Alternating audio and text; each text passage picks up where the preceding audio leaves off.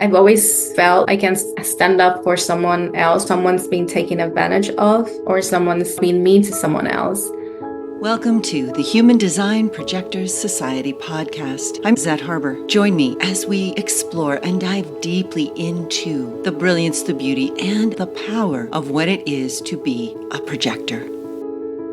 Welcome, Yesica. Thank you for being a part of the Human Design Projector Society podcast, for coming here and partnering with me to explore your design and share your insights and observations of your life as a projector with all of the unique elements that are part of your design. Would you like to tell us a little bit about yourself? Yeah, first of all, thank you, Zed, for creating this safe space for us projectors. I feel like projectors are not heard enough, and it's good to have communities like this that come together, that we're able to come and talk about these things, and anyone can hear it now, because we're all at different parts of the world, and it's hard to find that community, but so easy to stay connected now that we have podcasts. But so I discovered human design, I want to say a year and a half ago. I never really even heard of such a thing. But when it came around, I didn't really pay attention to it until this year. And I just kind of started exploring more and reading more on it. And when I discovered it was projector, it almost felt like so many questions have been answered for me in terms of why I have been the way I was. And a lot of things why they don't work out the way I expect them to, right? So coming to find out I had always been operating from my not self, and then just exploring human design and finding so many answers to the questions I had, or why I wasn't fitting in and why I felt the way I did. I always felt like I'm not a part of my family. Like I'm not a part of this world. I don't have friends, or no one can understand me. So finding human design really helped me and open a lot of doors of exploration. And when I'm talking about exploration and finding out, it's just a lot now. I'm like, oh my God, which way do I go? Because there's a lot of things in human design. And it's just an exploration. That's what it is. And I'm finding more about myself and recognizing things in me that I didn't know I had, or I was just going through life thinking, oh, this is who I am and everyone's the same way, or I'm not that way and something's wrong with me. 100%. 100%. My gosh, I think every projector listening will be able to relate to everything you said on some level, in some way. That sense of not being, let's call it normal. Yeah, I think that's the feeling. But again, it's now I'm like, what is normal now? You know? Exactly. And that is, like you shared, it's the beautiful part of the human design discovery of human design, is suddenly realizing that you're not here to be like everybody else, right? Yes. Mm-hmm. And it's also almost like magic happening because you see everything playing out. And so I went and looked at my siblings' charts and just figure out who they were, and realizing that all this time I had been surrounded by energy centers. And that's why I wasn't feeling myself, because I was enveloped in all of their energy. And so I have been operating from that structure that I was born into. Oh, yeah, absolutely. And how lovely to have this perspective that you have now, right?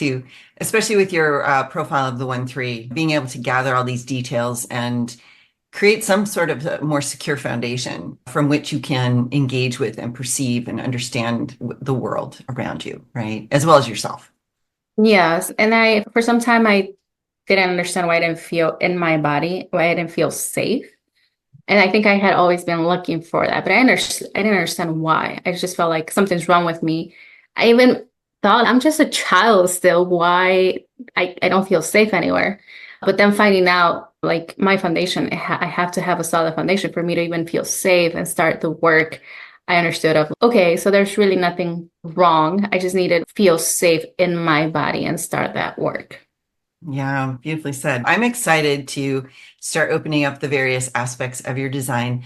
Before we get into that, I do like to just share my chart briefly to give the viewer and also the guest just kind of a sense of, here's the lenses through which I am seeing and inviting you to explore your chart with me. I'm also a 3/6 profile, which means I am all about trial and error. So I am here to experiment. And my motivation is innocence. You can see down here on the lower right.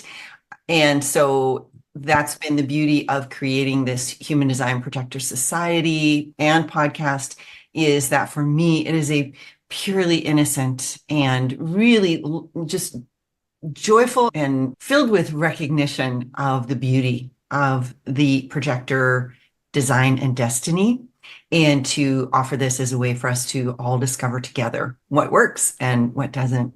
And so with that, I'm going to switch back to your chart.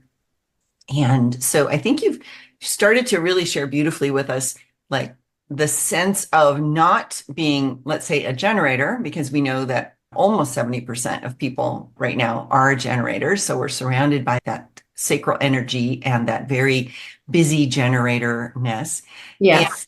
And so as a projector, have you had any experience or insights into that aura that they talk about, all of us projectors having, that very focused and absorbing, and I've even heard the word probing used to describe the projector aura?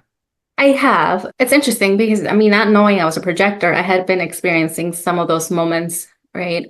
But also, like, that generator energy feels so good to be around. So I've always felt I have this energy, like we all just have to go. And I never really stopped and think, oh, we're different.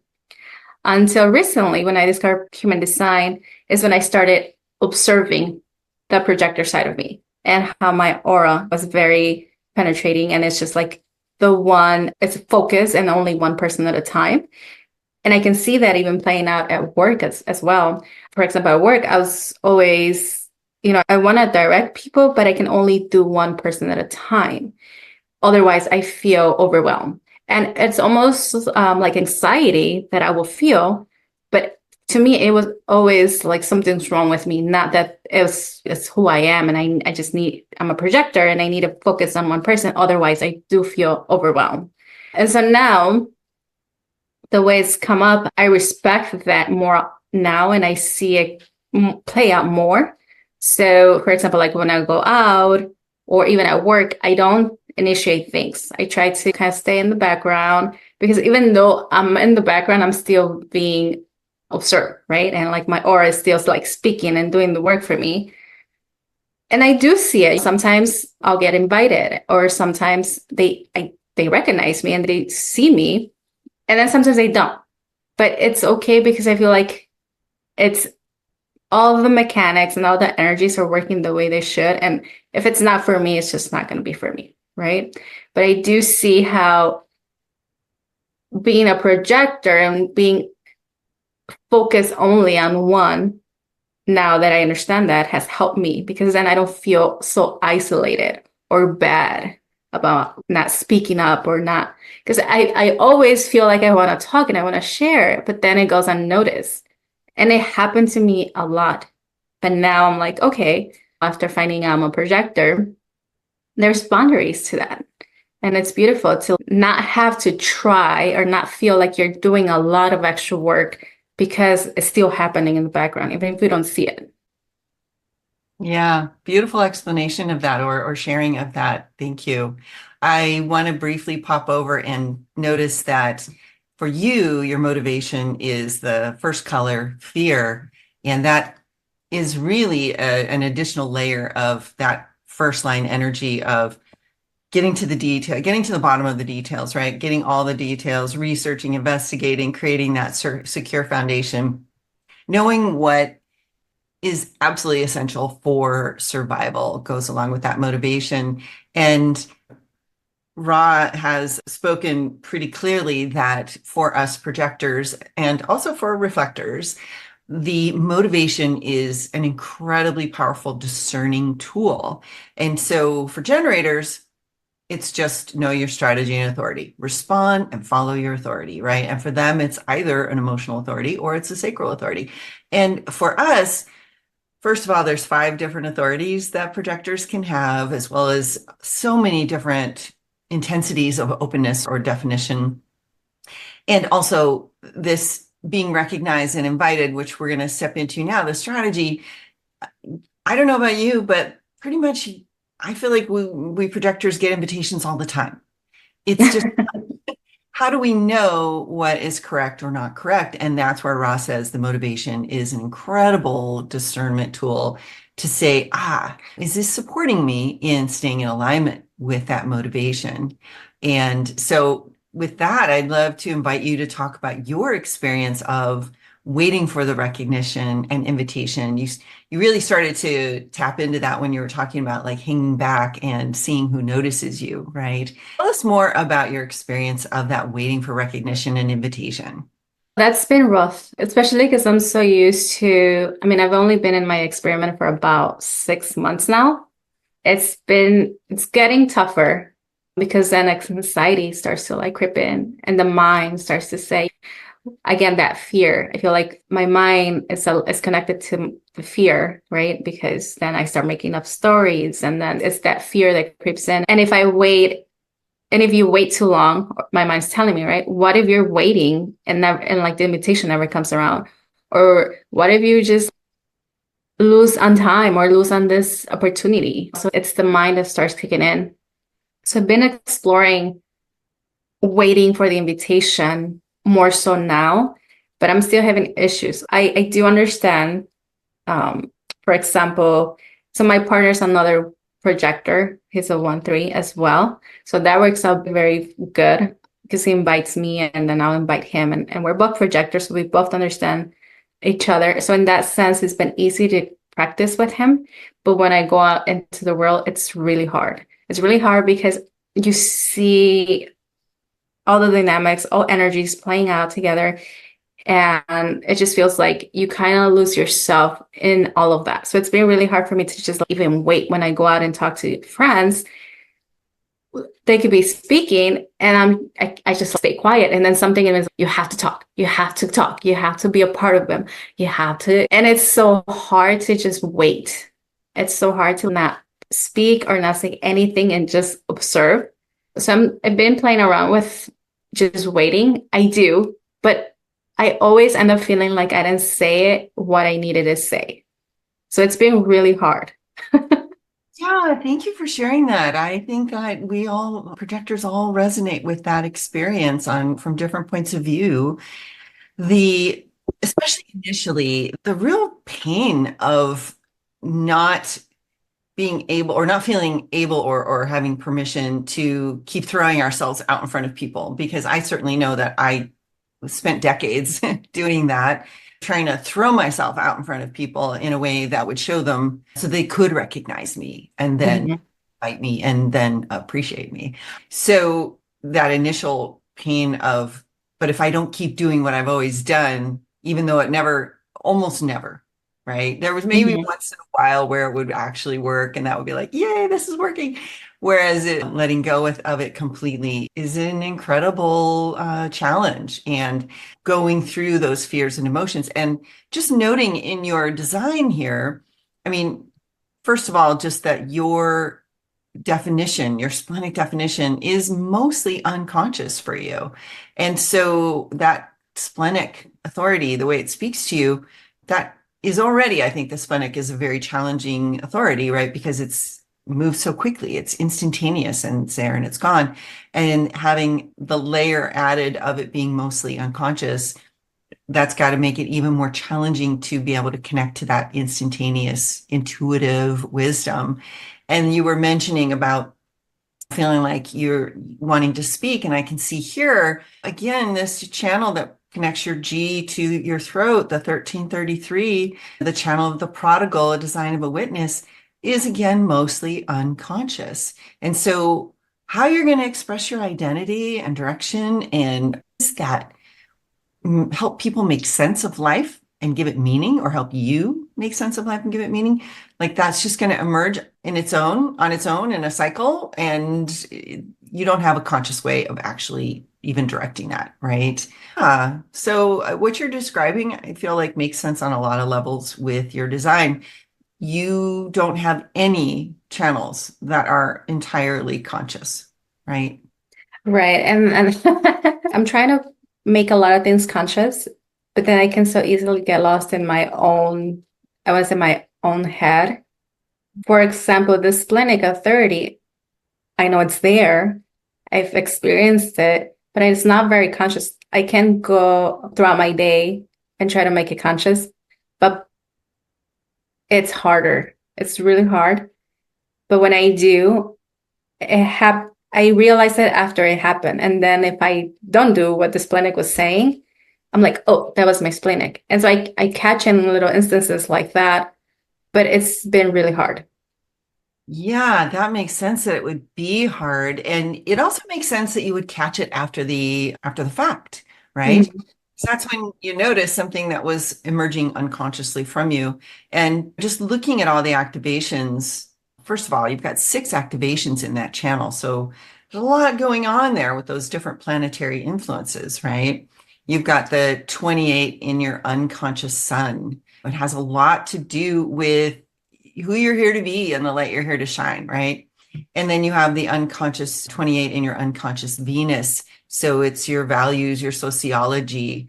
Interestingly, that's a first line gate as well. So that is harmonic with your first line main profile. Those two together, that 28, I can see where that is very harmonic for you. And also because it's unconscious in your sun, in your Venus, right? It's something that you wouldn't notice until afterwards, right? It's think of the sunlight.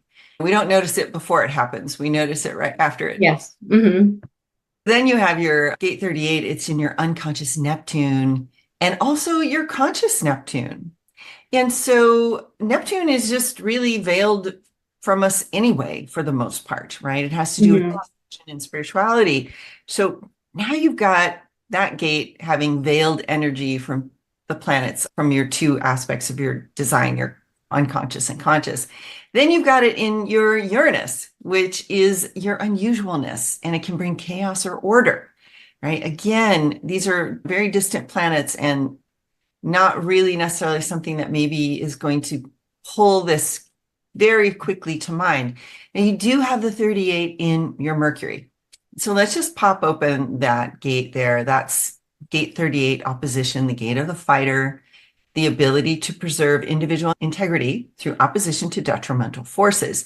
So opposing detrimental forces as a way to preserve individual integrity.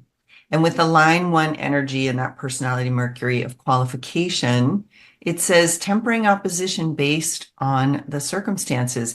And so the exaltation is in Neptune. And because you have the activation in Neptune, you do have the exaltation for this gate, the psychic gift of knowing when and how to fight. So I would love to hear any insights or observations you might have about any of that. I'm trying to think because I'm trying to remember. I do feel there's been plenty of times where I've experienced just even in school or work interactions or circumstances where I feel like someone is not being treated correctly or someone's being mean to someone else. I've always felt, yes, I can stand up for someone else when I see things not being, I guess, delivered correctly or someone's being taken advantage of. I do see that a lot in myself, and I do tend to stand more for fairness and equality. And when that's not being a thing around me, I observe it and I do stand up for other people or even myself. It's harder for me to stand up for myself, but it's easier for me to stand up for other people. Yeah, beautifully described. And that kind of makes, so again, just to note that because it's Mercury, do you find that you are able to express or communicate this opposition to the detrimental forces? Yes, I do, but more recently, so I found that because I know I'm a projector, I'm like, what am I going to be listened to if I'm not invited? So that creates a little bit of a pull back and forth now because I don't know if it's going to be taken the right way or if they're just going to ignore what I say. Oh, yeah, that makes total sense. And it is a projected channel, and therefore it does require the recognition and invitation. I mean, as projectors, we only have projected channels, but even at this level, this sort of micro level, it's the recognition of, is it correct for you to stubbornly, right, Mhm. oppose detrimental forces in trying to stand up for people? And so I wanted to pop into your gate 28. So it's your unconscious Venus. I was very curious about how much the core values or the social values might be showing up in your experience of that gate 28, preponderance of the great, the gate of the game player. The subtitle is The Transitoriness of Power and Influence. And it is a line one. Preparation is the name.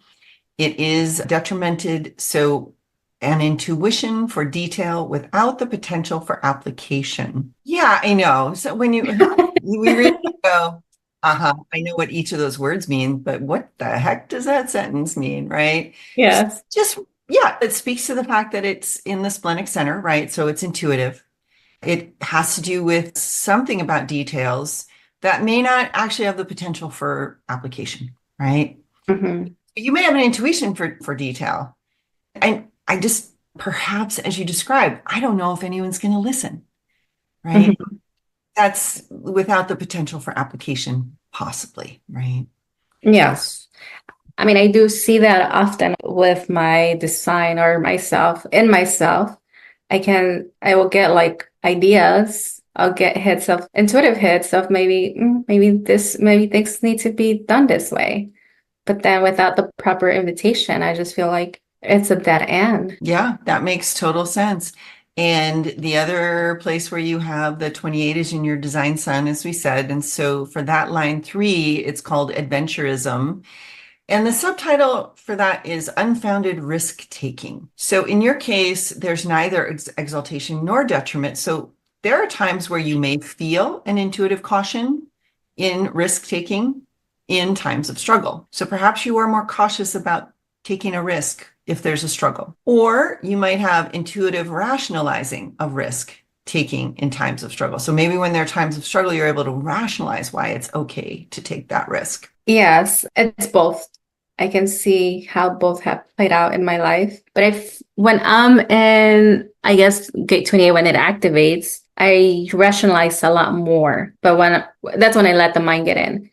But when I get the intuitive hit, it happens naturally. And if I'm in danger or I just like to take risk. I don't think about the consequence. I just do it. And Mhm. I think that's when that gate's activated. Yeah, I mean, you have that whole channel defined all the time, so that energy is consistent and reliable for you. But because it's unconscious, again, you may not notice it until it's already occurred, and you go, Yeah. oh, it just happened, right? And from what I understand, the detriment is most likely when we are not following our strategy and authority. So the rationalization, perhaps that you're describing, right? That's yours, as you said, the not self-mind, offering up all the conditioning as a way of making a mental decision. Does that Yeah. sound right? Yeah. Yes. Cool. 100%. Such richness here. And just as an additional little note, because it is an individual channel, it's going to come in a pulse and it's going to be empowering, but then it's also going to not be there the next moment, right? It's going to be like it pulses and it's gone. And we can't ever predict a pulse and we can't ever explain a pulse of the knowing that comes. And again, for you, it's mainly unconscious. Okay, so I'd love to, there's so many directions to go. But I feel like right now, what might be most useful is to talk about your personality sun, because this is a very strong part of who you are here to be. It is the light you are here to shine. So interestingly, right, what defines your authority down here is what you're here to rely on for making decisions in order to deliver this light that you are here to deliver. So for you, it's gate 41, decrease, the gate of contraction. The tagline or subtitle is the limitation of resources, which maximizes development of potential. It's such an interesting contradiction there, right? Limiting Yes. limited resource that maximize development of potential. For you, it's a first line called reasonableness. and it's about the appropriate delegation of responsibility. So the light you are here to bring has something to do with this maximizing development of potential in the presence of limited resources and delegating responsibility appropriately. And so the exaltation, which you may experience, is coolness, where the energy to release feelings is selective, or you may feel the hothead, the urge to release feelings. So what, if anything, do you feel you want to share with us about that? Let's see. I'm trying to think. Now my mind's trying to think here. It's a lot of words, so we can go through it a little more like step by step too. Okay, I think in general, let's start with the line one, the reasonableness, because that's the first line unique experience of the gate, right? Delegation of responsibility, right? Appropriate delegation. Who's responsible for what? Wondering if that rings a bell or if it resonates with you at all. Yes, at work, about, let's see, maybe when I was in high school, I had a job to pay for school. And then in that job, my manager always felt like I would be a good fit for a manager. And I was always like, no, I don't see it in me. I'm not qualified. And I'm too young for that. I don't want the responsibility. Fast forward, I took the manager position and it worked out beautifully. I mean, I feel like I just knew, right, who needed to go where. And yeah, I mean, I did that for 7 years and it was great. At some point though, I did feel some pushback because it felt like I knew more than I could deliver or that they could understand. It's always like that intuitive hit of knowing when to do what and where to delegate people to where. Mm-hmm. And then those decisions were like sometimes not understood. Mm-hmm. Yeah, So I love that. You just really captured it so beautifully. I mean, this really is the light you're here to shine, right? Who's the right person for the right job, right?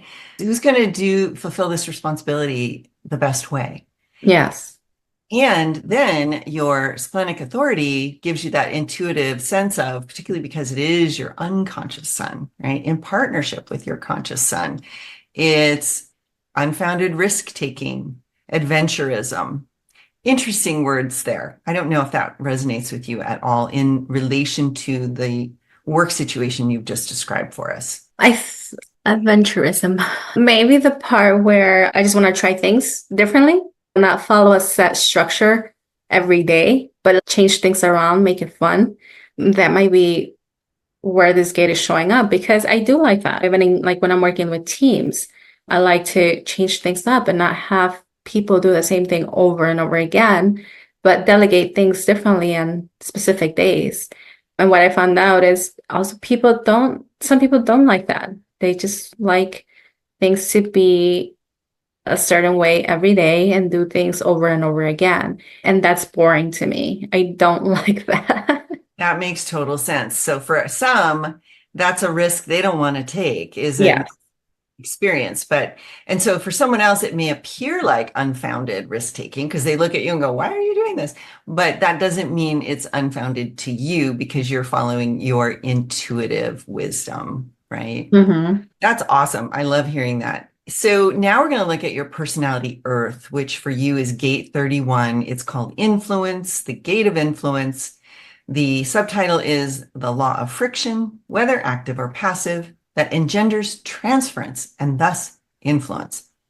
Lots of words there. We'll unpack everything more slowly. It is first line. It's called manifestation. And it says that influence cannot exist in a vacuum. And you do have the exaltation of this particular gate and line, the unnatural expression of leadership. So again, there's a lot here to unpack. I'd love to just take it slowly. First, let's start with the detriment, which is that phrase, the unnatural expression of leadership. Does that bring anything up for you? It does. But before we go on, I just have a question for you. What exactly is exaltation Awesome. in Thanks this for asking that. point? Yes. So each gate has 6 lines possible, and each line has its own sort of theme or expression. It can be exalted, which doesn't mean it's better, but Mhm. often can be experienced as more expansive, perhaps. The detriment sounds like it's bad, but all it might mean is that it might feel a little constricting. That's Mhm. how I would describe those two effects. And because you have the 31 as the earth, you can see that symbol right here on the right-hand side, the little earth, the circle with the cross in it. That just is what determines that this particular portion of the line description is activated for you, right? And it's not in a defined channel, so it's an activation, not a full definition of a channel. And so it's quite likely that it would be very natural for you to have come up against in a fairly frequent manner this sense or experience of unnatural leadership or the unnatural Mhm. expression of leadership. So I think one of the Yeah. ways that I might connect it to something you've already said is when you were too young in your own mind and your manager said, no, you're great, let's do it. Mhm. Was it unnatural for you to be a leader at that time, according to how you felt, right? Yes.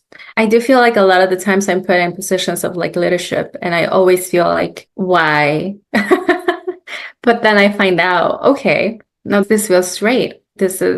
I can do this job. I do know where people belong, or at least understand them, because I always have that intuitive sense with people that I just know where they go or where they will do well or change things around. I do find myself being or always being called like to step up into a leadership role, even though I feel like half of the time I'm not ready. Wonderful. Gosh. And of course, for a first line, feeling like you're not ready is no, I don't want to do that, right? And then you've got your unconscious third line part of your profile. Let's give it a try, right? Yeah, let's do it. It's fun. Being recognized and invited by others, right? Yes. They're saying, "Oh yeah, you can do this." So yeah, that's lovely. Thank you for sharing that. And so I would be curious to know that now moving forward, or even in this moment, now that you know it's kind of normal for people to expect you to be a leader, even when you don't feel like you're ready, would that change maybe how you feel about the next time someone invites you to step into leadership that you don't feel you're ready for? Yes, I've actually recently, my boyfriend's just kind of been pushing me to start my own like business and start stepping away from like jobs and become my own leader almost. And I feel like, yeah, I'm not ready, but I'm approaching it from a different perspective now, where it's my head is telling me you're not ready, but my body and kind of like my heart now knows, hey, you are ready. You can do this, even though you don't think you're ready, you know it. So it's a difference now. Lovely. Oh, and congratulations. Thank you. It's really hard too, because the mind gets in right away. Absolutely, 100%. 100%. And this whole channel, the 2838, is called the channel of struggle, the design of stubbornness. One of the ways I've heard this channel described is you're born to know what's worth struggling for and what isn't, right? And so when you say your body or your heart knows what's worth struggling for, because it's hard to do this, Yes, you can trust that part of you, right? I can more now than I did before. Beautiful, absolutely. And I mean, you've got the third line in your profile, so you are going to learn through trial and error unconsciously. You're going to find out what doesn't work, right?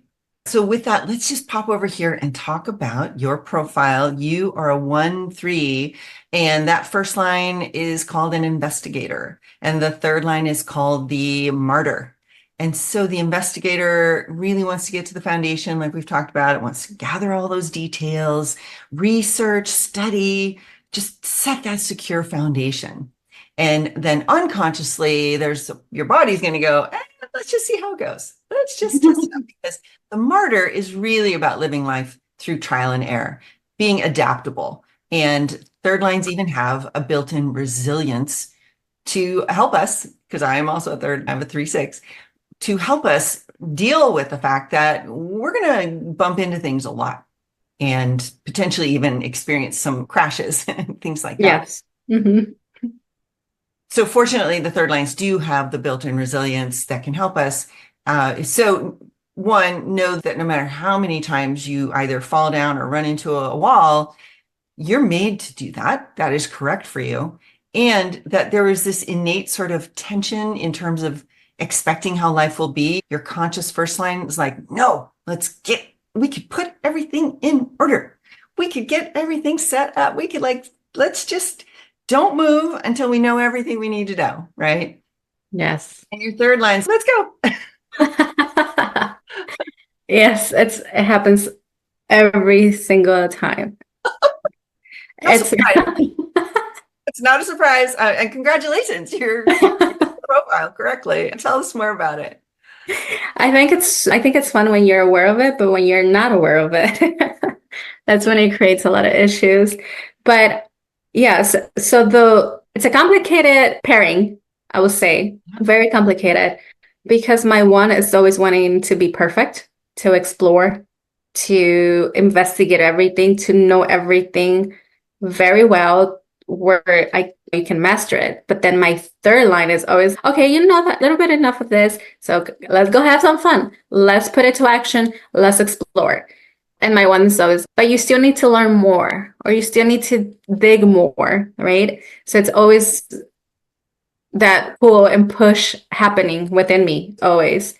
And because of that, it creates a lot of issues too, because then I'm not doing what I really want to do because I have this like complicated interaction happening within me. And then when I finally want to just go and have fun, then if something doesn't work out, then my ones, I told you. Of course, of course. Yes, that makes so much sense. So knowing more and living into your experiment more and more with your profile as a 1-3, what advice do you want to give yourself going into the future here? I would say definitely just have a mentality where don't take it so serious. Explore. Just let it go. It's life. Have fun with it. But it's also hard in this world, in the world that we live now, because I don't feel like that's supportive of our design at all. It's like you need to pay the bills and things have to work a certain way to be here, to live. But I feel like the more we explore and we just find the fun in it, the more things kind of just flow. Adventurism. That is the line 3 of your gate 28, which is your unconscious sun. And that is what brings you that third line part of your profile, right? So Yeah. that part of you, I feel like you described it beautifully. It's, oh, let's just try it out. Let's have an adventure, right? Yes. But even with the 1-3 line, it's more solitarily, like it's more exploring on your own versus bringing everyone else along. And that's been hard for me because I grew up in a house full of generators, Mhm. and I crave that. I crave that energy. So it's been hard in that sense because I'm figuring out you need to go out and have fun on your own, or be self-sufficient. That makes total sense based on some other elements of your design that we're going to look over here again on the right, the definition, you have a split definition and it is bridged by gate 57. And there is a part of you that always is looking for that energy, that connective energy that Yes. connect these two parts of you, right? So the yearning for the others, right? Mhm. Makes total sense because that would potentially, the odds are pretty good that out of a larger group of people, and I'm sure you found people in your family who have the 57, have you or no? Yes, my boyfriend has it. Oh, that's great. One day we'll have to have a conversation about that, about relationships. Yeah, so it makes sense that you feel that pull to that, right? Before we close, because we're getting close, I really want to hear, what do you observe or how do you understand being a splenic authority? And of course, we know that yours is unconsciously defined, so that adds a layer of uniqueness to it as well. But what can you tell us about I think it's described in the definitive book of human design as physiological changes that indicate some kind of message from the splenic center. Yes, recently I've been trying to pay more attention to those intuitive hits. For me, it feels so I don't sometimes I don't know that I feel sensation. I feel it's more of a knowing for me. And I think that's because it's unconscious. So I don't feel it really in my body, per a sensation or something. Like I don't feel it in my body. I feel it more as part of me. Like I know it. And I don't know how to explain it because it's annoying. It's almost, I don't feel it anywhere in my body. Or maybe I'm not there yet where I'm like picking up my splenic and I know it's talking to me, but it's more of like annoying for me. And maybe that be why is explains why it's unconscious and why I feel it that way. It is unconscious and it is individual circuitry. So it does come in a pulse of knowing. Mhm. The rational mind has it's like the rational mind doesn't even know what to do with that. And being split from your throat, there wouldn't be an easy, reliable, consistent way for you to have a way of expressing it, right? Through words Mhm. or even actions. So what you've described matches really well with what we see here in your design. Yes, it is unconscious. However, it is a knowing exactly that because of that individual circuitry. So thank you for sharing that because it captures it really well. Yes, I've listened. I mean, other projectors have talked about how they get a hit or they feel it somewhere in the body. But one of the things I never thought of was, oh, maybe it's because it's conscious for them. Exactly. That is so interesting to know the difference, to see, is it conscious for them? Is it not conscious? Because that gives us a whole different quality of access to our authority, right? Yeah, sounds so powerful. And your only other activation for your splenic center is the 44, and that's also unconscious. It's a very unconscious place in a very deeply intuitive, instinctual center, which doesn't generally use like rational thoughts to communicate. Yes, and the split explains why it's like half of me is like up in the air and the other half is like down in the ground. And I can't, it's hard to bridge both. You're absolutely right. You've said it so beautifully. It is hard to bridge both, and the root is rooting you right Mm. at your absolute base. And you do have a lot of energy going on around your root center, right? We can see the 41, which is your personality sun. You've got the 60, which is your north node on your personality side. You got the 54, which is unconscious, and that is your Saturn. Your 38, we talked about multiple activations there. And then that 58, which is unconscious in your Uranus. So a whole lot of stuff going on in this center, right? All that fuel for life. Yes. Which makes me feel like I could be a generator. That makes sense. And who knows how often you run into someone with the third gate, Yes. right? Hmm. Creating that activation, that connection for gate 60, which would give you access to that sacral energy, however inconsistently or unreliably that would be, right? Hmm.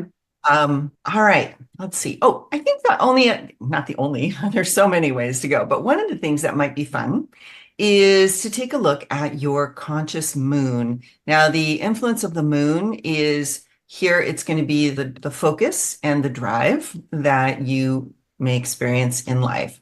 And for you, it is gate 51, which is your only activation in the heart center. Gate 51 is called the arousing, the gate of shock.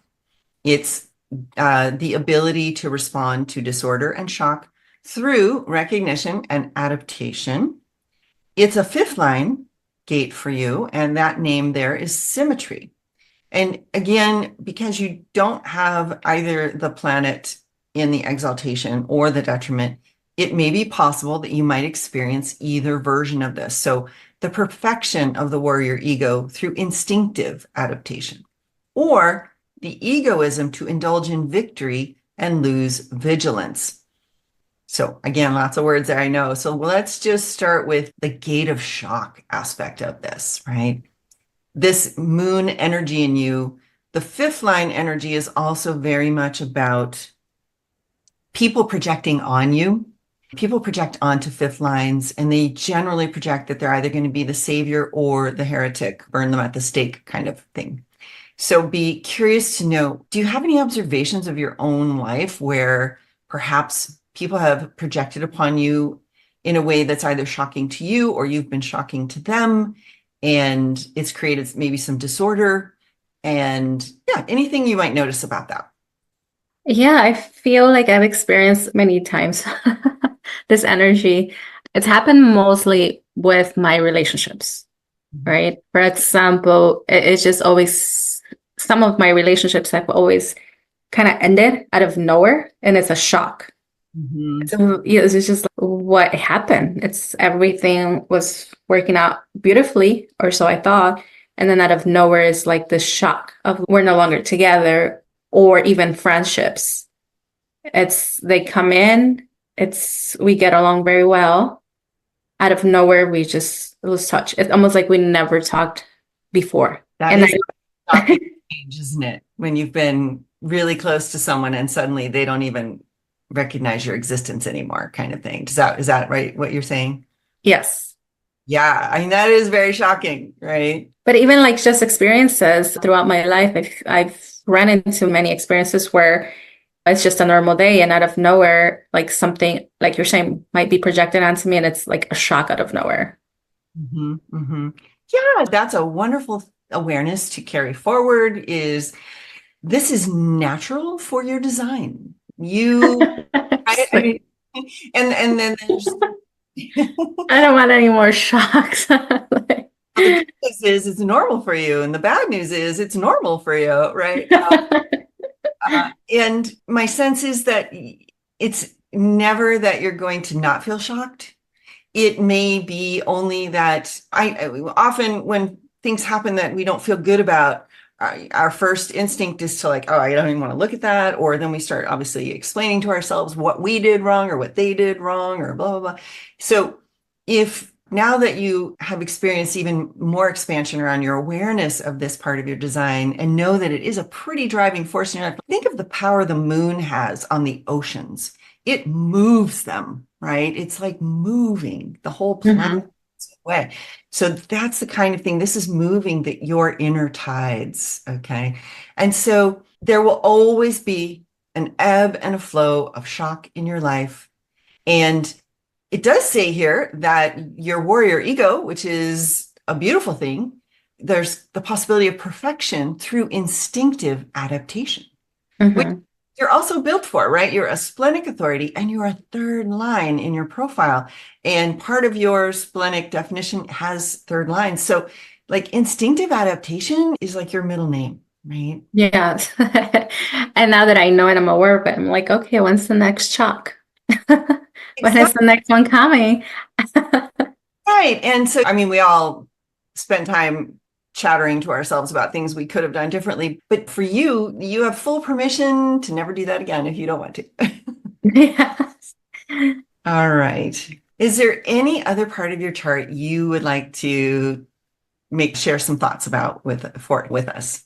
I think it's the only other thing that I will ask, or maybe we did look at the gate one, did we? We did not look at your gate one, and Mhm. that is your unconscious Pluto. Tell me about your gate one for you. It's the gate of self-expression, but it is unconscious.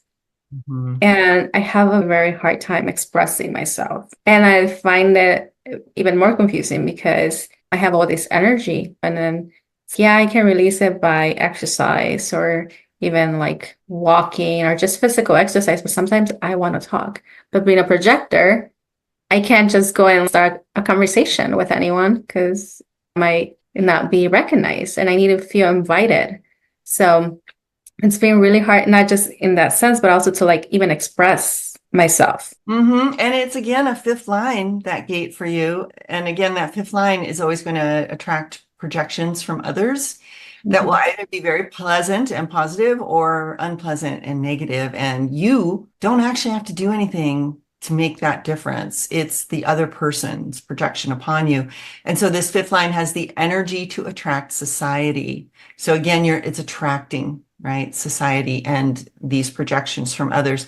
You don't have either the exaltation or the detriment. So you may sometimes, because this whole channel is about creativity and contribution as an inspiring creative role model. So you often may feel the power and drive to stay with the creative process, or you might experience eccentricity that, though attractive, might limit your drive. Mm-hmm. For, I would assume, manifesting inspiration without limitation, because the whole gate is described as creation as a primal force, the energy potential to manifest inspiration without limitation.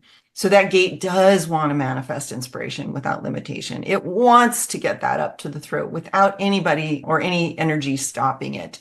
Mm-hmm. However, you're describing that you feel the need for it to attract the recognition and invitation in order for it to be correct for you to share.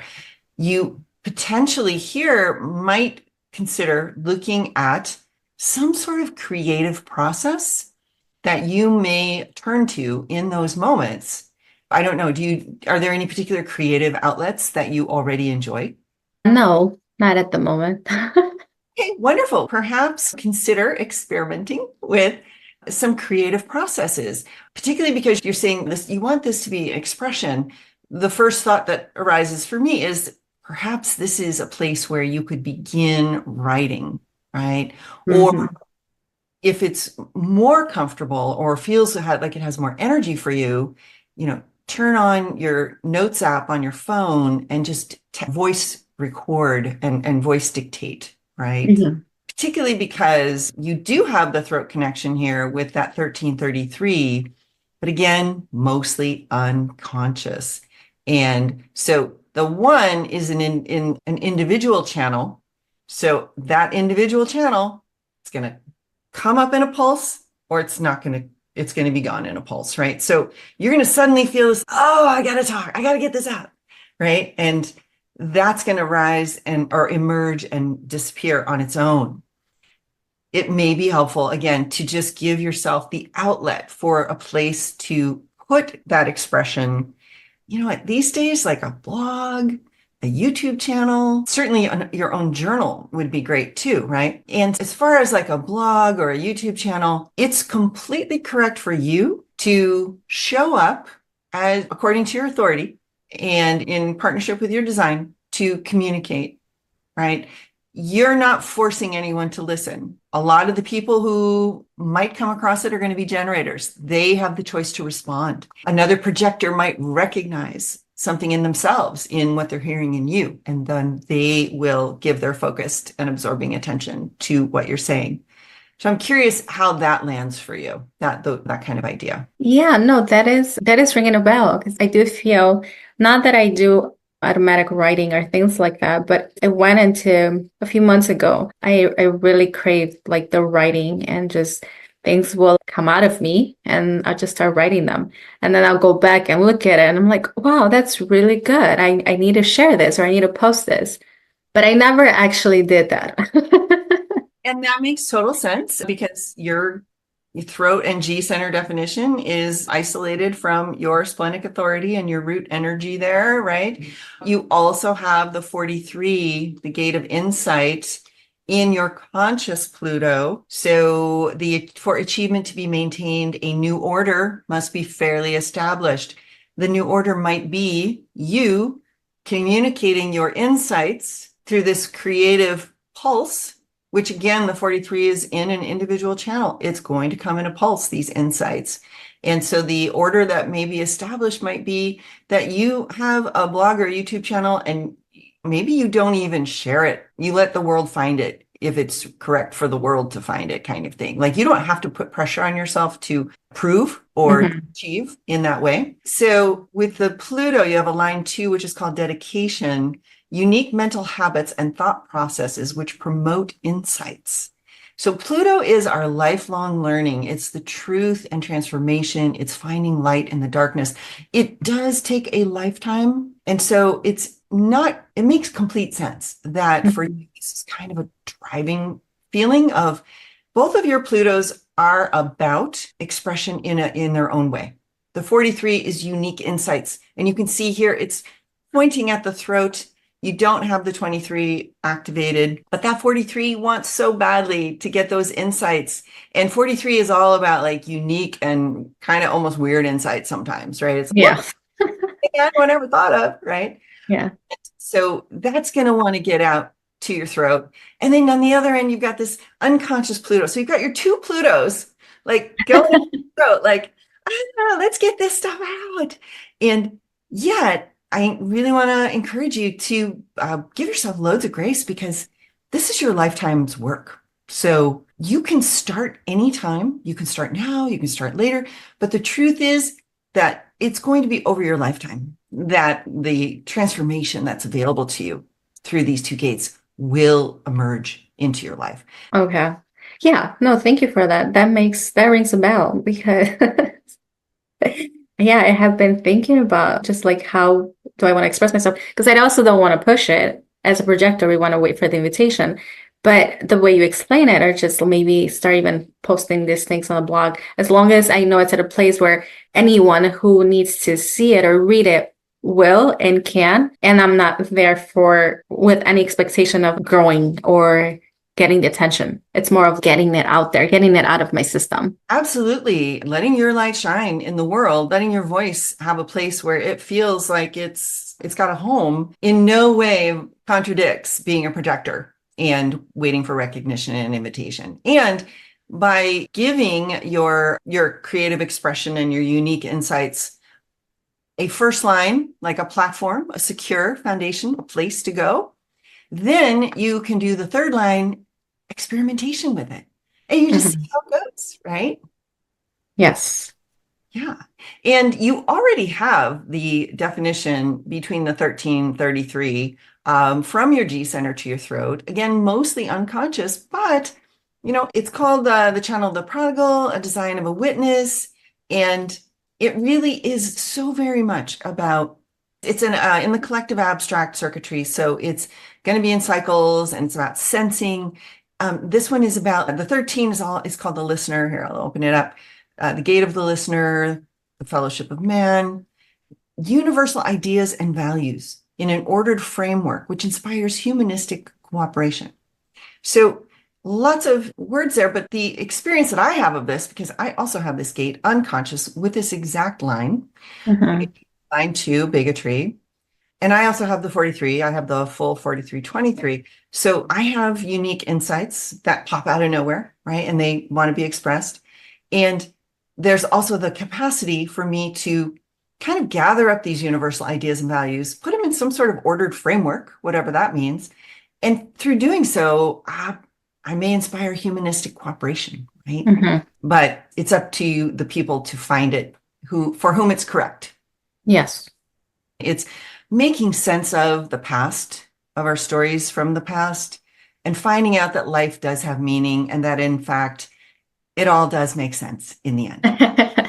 It all does make sense at the end. Right? Yeah, I know. And look, your 33 is both your conscious and unconscious Jupiter. Jupiter is the law we're here to live by. Jupiter is a big influence in our solar system. It is a big influence in our internal solar system. Look at this. It's gate 33, retreat, the gate of privacy. The subtitle is active withdrawal and the transformation of a weak position into a strength. So here's where you may find that, sure, it may appear that your capacity for expressing or manifesting your expression might be a weak position, but active withdrawal, where you go by yourself and you either dictate or record audio, or you write, that's the active withdrawal that will transform what may feel like a weak position because you don't have a conscious definition to your throat and you don't have it from the 43 or the 1, which your Plutos are kind of like pushing on you to. Yeah. So there you go. Okay. I discovered something. Hey, awesome. Love it. Thank you. Well, that is the purpose of the Human Design Projectors Society and podcast is I recognize you through opening up the various elements on the Maya mechanics. I offer not just an invitation to you, but also I can offer maybe some sense of how it lands for me, or what I'm hearing or feeling or sensing, or even my own experience of it if I have the same activation or definition. And then you get to recognize yourself by connecting what I recognize here, and then you recognize it in yourself, and that deepens your awareness. And as projectors, we all learn more about ourselves through the other. So we're also contributing to that. Absolutely. I mean, in no way I would have been able to see that in myself. This has been so lovely. Thank you for doing this. Thank you for going on this adventure. For Telling stories. exactly. Shocking. Shining your light, appropriately delegating responsibility, right? You are taking the responsibility for sharing your experience. I'm taking the responsibility for opening up and guiding places for you to see yourself and share with us. So thank you for all of that. And yeah, I look forward to more. Yeah, thank you, Sarah. Again, I appreciate the space that you're creating. And I mean, this is amazing. I'm sure a lot of projectors will benefit from having just even listening to this podcast, and someone else who has the same gates will feel recognized and they will understand more about themselves. And if they're having the same issue or the same concerns, now they can what's it called, acknowledge that and see themselves in that. So I'm sure Absolutely. we're all so uniquely, but at the same time we're so connected. So Thank true. you. For sure. All the unique elements, we all share a lot of these elements, but the way they come together with the planets and the lines and the exaltations and the detriments and the definition and the consciousness and unconscious, I mean, it's pretty extraordinary how diverse the community of humans are. And projectors, we are the most complex because we do have that capacity for different authorities, so many different authorities, and differences in openness and all of those other elements. Yeah, and that we as projectors, we're most kind of lit up by exploring the other person, right? Ew. Yes. We Yes. always. So we get lit up more by paying attention to the other. So it's really, I think, actually quite a risk and very courageous for projectors to explore themselves in this context, because naturally we want to focus on the other because that's just how we're made. Yes. I acknowledge you for that risk and for that courage. Thank you, Zed. And again, thank you for seeing me. You are welcome, and you are seen. And yeah, your design is extraordinary. There's so many other places I would love to dive in. So perhaps we can do it again. Absolutely. Thanks again.